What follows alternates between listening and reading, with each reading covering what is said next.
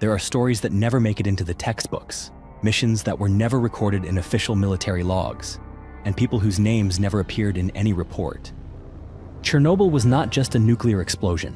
It was a political earthquake, a masterclass in information control, and a place where human beings stood at the crossroads of morality, duty, and survival.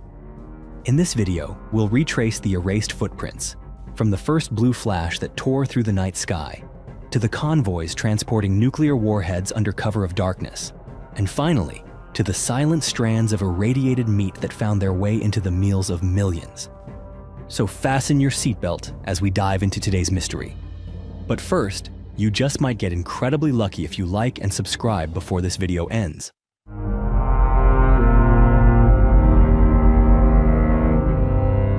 Part 1. The Blue Flash, a whisper from a forgotten explosion. In the early hours of April 26, 1986, a thunderous blast tore through the night sky over Pripyat. Reactor number 4 at the Chernobyl nuclear power plant had just exploded. That moment is now widely regarded as the beginning of one of the worst industrial disasters of the 20th century. But there was one detail, so small that many overlooked it, that might completely alter the way we understand this catastrophe. A brilliant, almost otherworldly flash of blue light lit up the darkness just before everything collapsed. Witnesses would later call it the Blue Flash, and to this day, its origin remains a mystery without a clear explanation. A local fisherman who had been less than half a mile from the plant at the time recalled seeing not one, but 2 separate explosions. Between them, he saw a blue glow unlike anything he had ever witnessed, so bright and unnatural that it seemed to suspend the earth in stillness, if only for a second.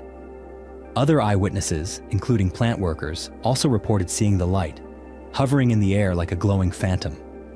Soviet authorities were quick to offer an official explanation. According to them, the disaster was the result of a technical chain reaction, a failed safety test, a steam explosion, and then a hydrogen blast caused by extreme heat rupturing the reactor's core. But the blue flash was never mentioned in any official report. Years later, nuclear physicists began to ask troubling questions. If the explosion had only involved steam and hydrogen gas, why was there such a vivid display of ionized light? A controversial theory began to take shape, suggesting that the first explosion might not have been purely mechanical. It might have been, in fact, a nuclear detonation. Small, brief, but powerful enough to launch radioactive particles miles into the air, far beyond the pattern of a typical industrial accident. Lars-Erik de Geer, a researcher in Sweden, discovered traces of xenon-133, a radioactive isotope typically produced in nuclear detonations, detected in Chernobyl, more than 230 miles away from Chernobyl. The troubling part?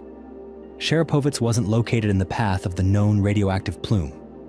For xenon-133 to appear there, a blast strong enough to propel particles into the upper atmosphere would have been necessary, high enough for them to drift hundreds of miles via high-altitude wind currents. Viewed from this angle, the blue flash is no longer just a vague anomaly. It becomes evidence, or at the very least a sign, that an uncontrolled fission reaction may have occurred. Not merely an industrial mishap, but an explosion with the fingerprint of a weapon. Unintended, but very real. It's difficult to say for certain what truly happened in those first minutes. But if that flash of blue light was indeed the result of a nuclear detonation, then the truth about Chernobyl runs deeper and darker than we've ever been told. Part 2. Operation Cyclone. The rain that saved the capital and silently drowned the countryside. 2 days after the explosion at reactor number 4, a top-secret map was laid before Yuri Israel, the chairman of the Soviet Union's State Committee for Hydrometeorology. On that map was a massive gray cloud of radioactive particles slowly drifting southeast, straight toward the capital, Moscow. At the time, preserving national image was deemed just as important as protecting public health. And so, Yuri Israel issued an unofficial but deeply consequential order. He wrote just 3 words on the report: "Make it rain." Immediately, 2 strategic bombers, aircraft originally designed to carry nuclear warheads, were dispatched from an airbase near Moscow. But this time, they carried no weapons. Instead, their payload bays were filled with artillery shells loaded with silver iodide. a chemical compound known to induce artificial rainfall. The single objective of this mission was to force the radioactive cloud to release its rain before it could ever reach the capital. At 8 p.m. on April 28th, the skies north of Chernobyl suddenly darkened. In the village of Norovlia, about 30 miles from the plant, residents looked up to see strange yellow streaks spreading across the sky. Then, the rain came down. But it was no ordinary rain. It was black, heavy, and clinging. Rain saturated with radiation. Just as intended, the radioactive particles were washed from the atmosphere, but instead of falling over an uninhabited wasteland, they came down on villages, schools, and farmlands. Belarus, not Moscow, bore the silent wrath of the sky. Part 3. When the sky was locked shut. Artificial drought and the haunting of the Pripyat River. While dark clouds rained down over Belarus, flooding the countryside with radioactive water, a completely different order was issued in Ukraine. This time, rain was not allowed to fall at all.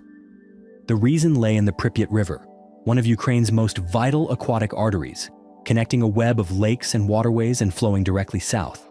If rain were to fall at just the wrong time and place, the radioactive runoff would surge downstream, contaminating the entire lower basin.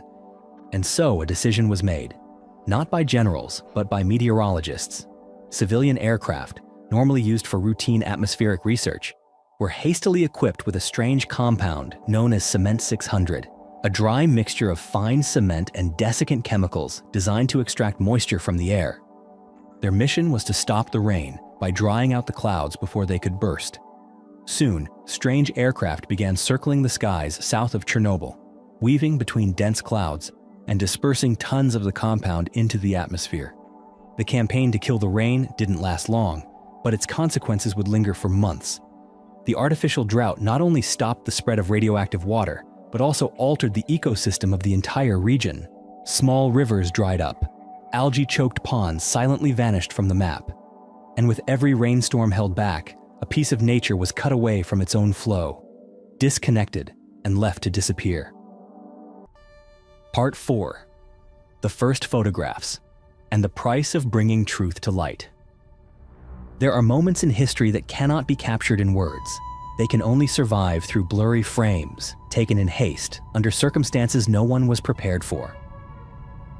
On the morning of April 26, 1986, when most of the world had yet to hear the name Chernobyl, a veteran photographer named Igor Kostin received an urgent phone call. The voice on the line said only one thing: "Something's happened at the nuclear power plant. Get your camera ready." By early afternoon, he was aboard a helicopter, circling the smoldering remains of reactor number 4. Ash-gray dust swirled through the sky on the wind. Kostin had no mask, no protective gear, only a bulky Kiev 6 camera in his hands, and a gut instinct that told him, if he didn't take the shot now, there might be nothing left to capture. But every time he pressed the shutter, a wave of hot air seemed to rise from the ground, flooding the helicopter's cabin and fogging up his lens as though it were wrapped in mist. Back in the darkroom, the truth became clear. The radiation had eaten away nearly the entire roll of film. Nearly 20 photographs were lost forever, burned away by invisible forces. Only one frame survived. And that single image became the very first symbol of the Chernobyl disaster. But Kostin wasn't the only one who turned his lens toward the burning horizon. Another photographer, Anatoly Raskazov, was also dispatched to the site. As the official photographer for the plant, he arrived in Chernobyl around 9 a.m. that same day, carrying 2 cameras, a Zenit and a Kiev 6. When his helicopter circled over the shattered reactor, he recalled, "The ash was so thick in the air I couldn't shoot through the glass. I had to open the window and lean out. A soldier held onto my legs to keep me from falling." The film from his Zenit camera was completely burned by gamma radiation, but fortunately, the remaining roll from his Kiev 6 managed to preserve a few images. He continued taking photographs on the ground, even climbing onto an abandoned fire truck near the reactor, where remnants of the nuclear core were still steaming in the open air. But when he returned and submitted his photos to the plant's director, Viktor Bryukhanov, the images were immediately confiscated by national security agents.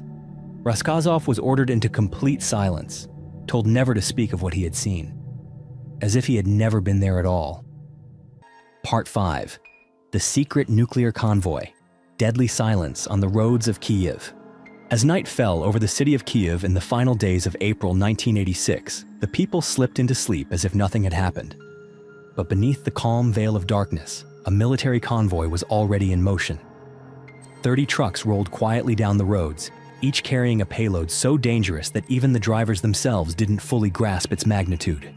In the cab of the lead vehicle, Lieutenant Colonel Viktor Shev gripped the steering wheel tightly as the Geiger counter beside him began to tick faster and faster, its sharp, rhythmic clicks sounding like the heartbeat of something dying. Inside the canvas-covered trucks weren't just ordinary anti-air missiles. Hidden among them were 3 live nuclear warheads, weapons not designed for defense, but for erasing a city from the map in under a minute. It had been 3 days since the explosion at reactor number. Amid the chaos, high-ranking Soviet officers realized that an anti-air missile base located less than 20 miles from Chernobyl, once a key node in their defense network, was now heavily coated in radioactive fallout.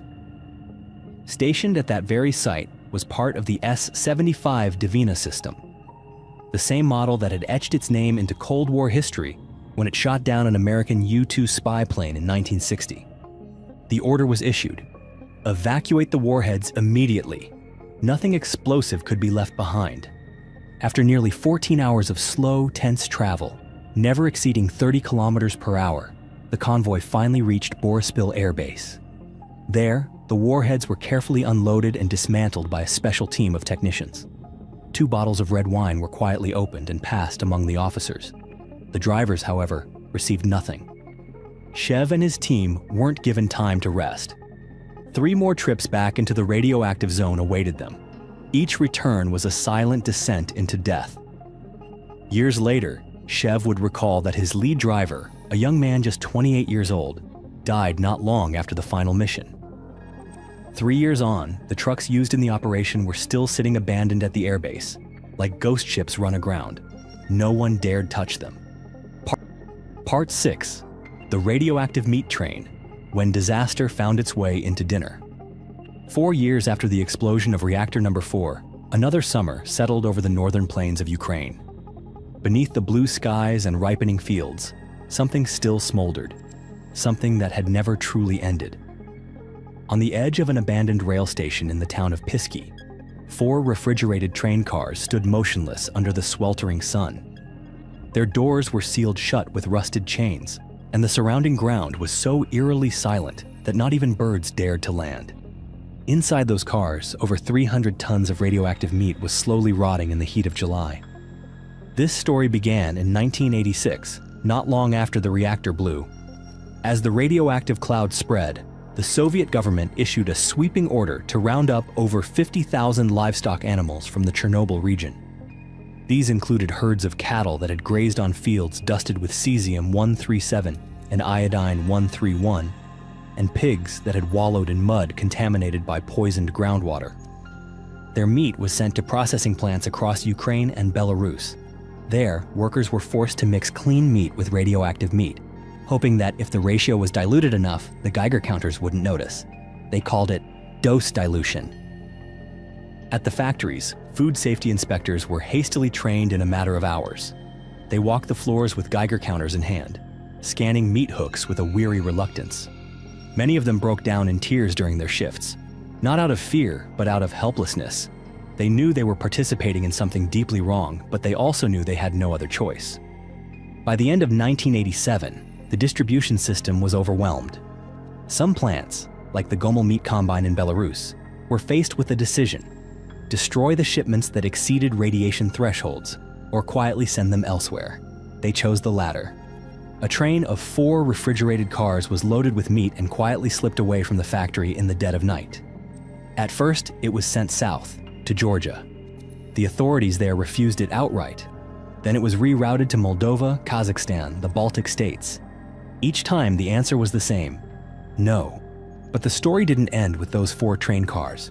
They were only the visible tip of a much darker iceberg. Thousands of tons of contaminated food had already been consumed, and millions of people had already been exposed. Chernobyl didn't end in 1986.